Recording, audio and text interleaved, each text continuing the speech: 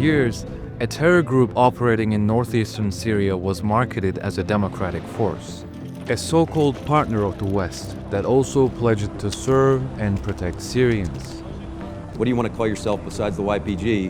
And with about a day's notice, they declared that they were the Syrian Democratic Forces. I thought it was a stroke of brilliance to put democracy in there somewhere, but it gave them a little bit of credibility. But behind this Western-backed narrative was a terror campaign that operated for over a decade and was built on weapons, oil, and fear, not governance, service, and democracy.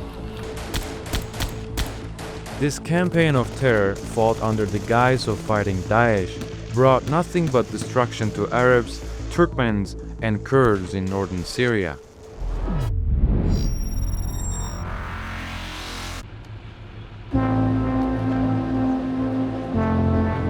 To understand the origins of the terror group, we need to go back to 2014, when it was founded as a branch of PKK, which is listed as a terrorist organization by the US, EU, Turkey, and many other countries.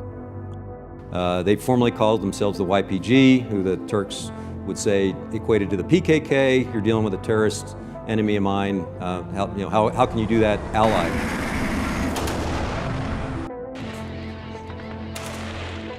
On paper, it looked like different groups. In practice, however, they are the same.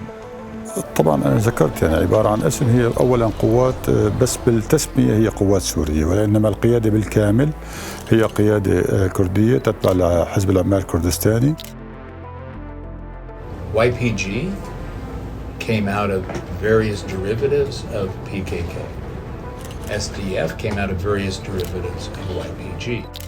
Senior YPG figures were trained in PKK camps, while the group's ideology, symbols, and internal discipline followed the same blueprint. The rise of the YPG-PKK in Syria was not organic. It was manufactured. In 2014, we saw the fall of Mosul. We saw the Yazidi massacre in Sinjar. We saw a number of very big problems in the Middle East. The US and the US-led international coalition saw the YPG as a useful force. Weapons, training, intelligence, and funding flowed in, primarily from the US and its allies. Over the past decade, the YPG-PKK has become one of the most heavily funded non-state armed groups in the region. According to official US Department of Defense budget documents, Washington allocated between $130 and $156 million per year to the YPG-PKK under the Counter-ISIS Train and Equip Fund. Between 2017 and 2026, cumulative US funding is estimated to be well over $1 billion.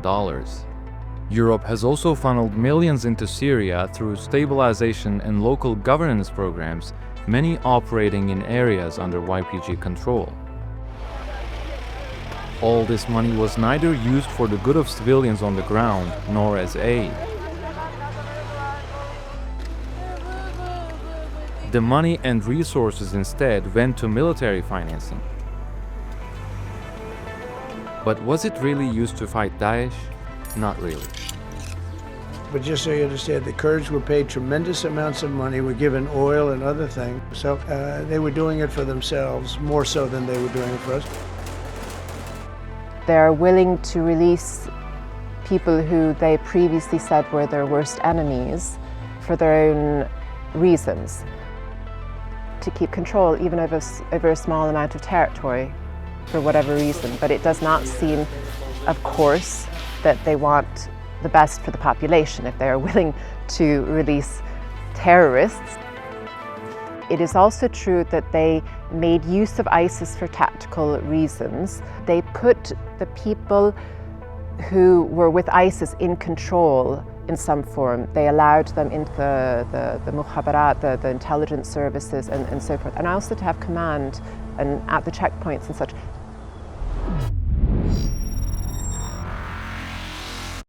Beyond foreign funding, the organization built its own shadow economy. Multiple intelligence and academic studies estimate that the group's total annual revenue ranges between 50 and 100 million euros across Europe, accumulated not only through coercive fundraising, but also drug trafficking, human smuggling, and money laundering. But the big chunk of money came from oil fields it captured in Syria. So the largest oil fields in Syria are in the eastern part of the country and were until last week under the control of the Syrian Democratic Forces, which is led by, again, the YPG. They used this oil, of course, and the proceeds from this oil for their own ends. According to some reports, half of the money was sent essentially to the headquarters in Kandil, and the other half was used by the SDF. The YPG PKK terror organization, which has occupied more than 70% of Syria's oil fields, usurps $2.5 billion worth of Syrian oil each year through domestic and international sales, according to sources in the field. And that money did not go to civilians either. It sustained war crimes and mass detention instead.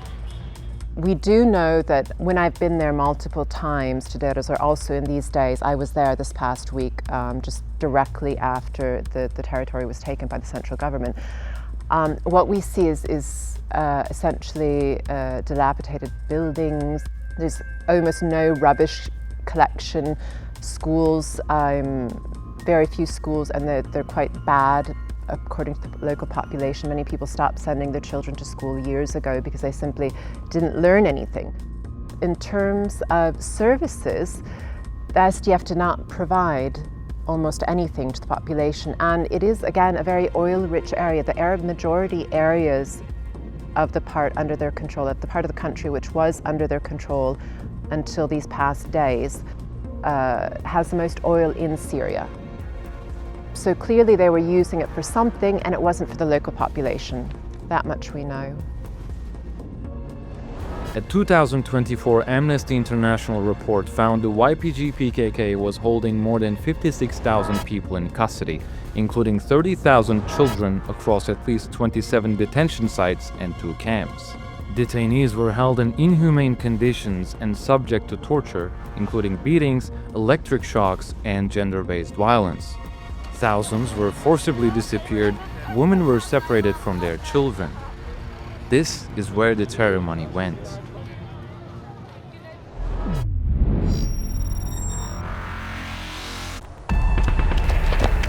To make the picture clear, let's draw a comparison. With just 1 year of combined foreign funding and illegal revenue, roughly $2 billion, the region controlled by YPG PKK could have benefited from 100 universities educating tens of thousands of students, 240 modern hospitals and health centers, hundreds of thousands of kilometers of roads connecting cities and villages, clean water systems for millions, thousands of schools instead of tunnels. The resources were there, but the people were never the priority. With the scale of funding YPG PKK received, both foreign and illicit, the region could have moved into genuine recovery after Daesh's territorial defeat in 2019, years before the fall of the Assad regime in 2024. Instead, those resources were channeled into expanding control through fear. For decades, more than 300,000 Kurds in Syria have lived without citizenship or basic rights. Yet despite its rhetoric of protection, the YPG did little to secure or even promise legal recognition or a stable future for these stateless communities. In pursuit of a population loyal only to its doctrine, the group systematically displaced Arab, Turkmen, and dissenting Kurdish communities, reshaping the region's demographics by force. The lack of development wasn't due to the absence of resources, illegal or otherwise, but rather was a deliberate choice made by the terror group that prioritized its own gains over Syrians' welfare, control over coexistence, and division over development, all in vain and only to be sidelined by the very power that supported it. There's only going to be one nation state that we're going to deal with, and that's the government of Syria.